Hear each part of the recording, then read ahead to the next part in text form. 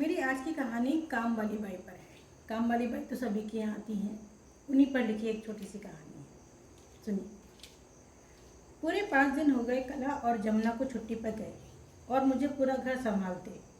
ऐसा लग रहा है पूरा साल हो गया। काम काम और काम, पता नहीं कितना काम होता है। गिनती के 3 लोग हैं घर पर लगता है पूरी बारात है। इनको ये चाहिए, उसको वो चाहिए। सारा दिन किसी न किसी को कुछ न कुछ चाहिए ही होता है। सांस लेने की भी फुर्सत नहीं।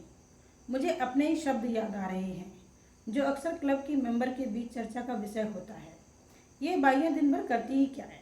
आराम से थोड़ा बहुत काम निपटाया, फिर कभी इस कमरे में एसी की हवा खा रही, कभी उस कमरे में खड़ी एसी की हवा खा रही होती हैं, कभी टीवी देख रही होती हैं। अरे मेरा टीवी 2 दिन खराब क्या हो गया? मेरी बाई ने तो हंगामा ही कर दिया। दीदी ठीक करवाओ टीवी, दिन भर घर पर मन नहीं लगता।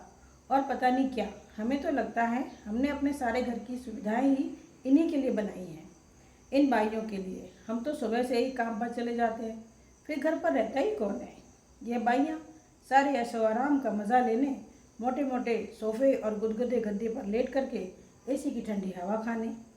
मिसेस सिन्हा, आपका मतलब हमारे घर से जाने के बाद ये हमारे बिस्तरों पर सो जाया करती होंगी? और नहीं तो क्या, मैंने तो हर कमरे में कैमरे लगवा रखे हैं और देखती रहती हूँ।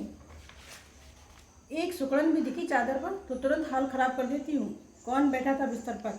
खबरदार जो कोई बैठा मेरे बिस्तर पर, निकाल कर बाहर कर दूंगी। फिर गिड़गिड़ाती रहना। कला जमुना दोनों सगी बहनें हैं। सुना है गांव में बूढ़े पिता हैं। कोरोना में हालत खराब हो गई दोनों को। जैसे ही पता चला बस जाने की रट लगा दी। जैसे तैसे 2 दिन रोका, फिर न रोकी, दोनों चली ही गई। क्या करती, इनके भी अधिकार हैं। कहीं पुलिस के पास चली जाती तो कौन झंझटों में पड़ता। पति बोले जाने दो, सब मिलकर कर लेंगे। वैसे भी कोरोना में बाई अलाउ नहीं है।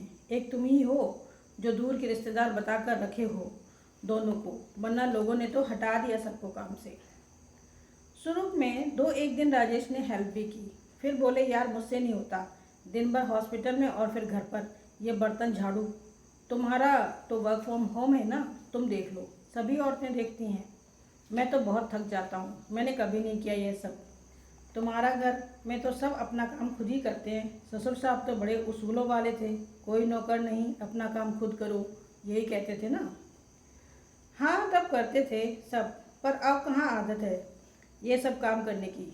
आदमी कितना ही बड़ी बड़ी बातें कर ले, पर घर का काम तो अंत में औरत के ही हिस्से आता है।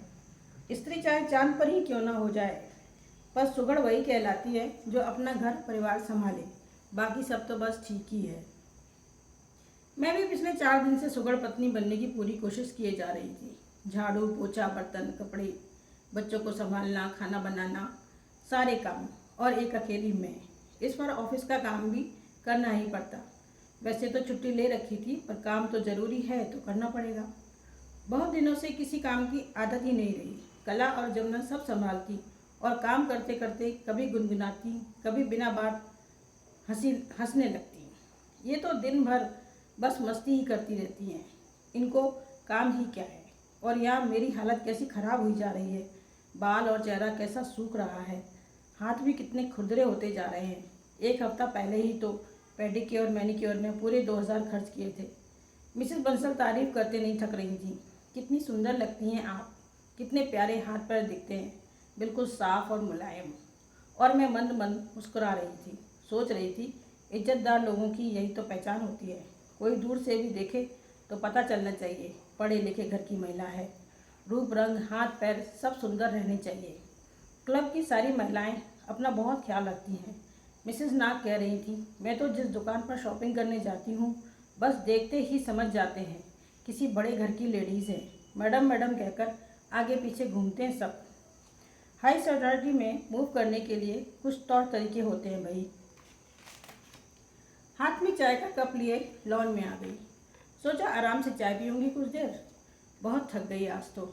अरे यह क्या, सारे पौधे मुरझाए क्यों जा रहे हैं? ओह, मैं तो पौधों में पानी डालना ही भूल गई। सारे पौधे सूख गए बेचारे। चलो पहले पानी डाल दूँ, फिर चाय पीती हूँ। धूप तेज़ लग रही है तो चुन्नी सर पर डालकर पानी देते देते गमलों की सफाई करने लगी। तभी लगा गेट पर कोई खड़ा है। अरे ये तो मिसेस नाग और मिसेस बंसल लग रही हैं। यह आज अचानक कैसे आ गई? मुझे इस रूप में देखेंगी तो बड़ा मजाक बनाएंगी। वैसे भी इन्हें तो मसाला चाहिए गॉसिप करने के लिए। घूंघट थोड़ा और लंबा कर डाला। दोनों चिल्ला चिल्ला कर बुलाने लगी। ए बाई, ए बाई, मैडम को बुला दे अंदर से। बोल, बंसल मैम आई हैं। मुझे शुरू में तो थोड़ा गुस्सा आया, फिर लगा कुछ बोलूँगी तो इनको पता चल जाएगा। ध्यान ही नहीं देती हूँ, जैसे सुना ही नहीं।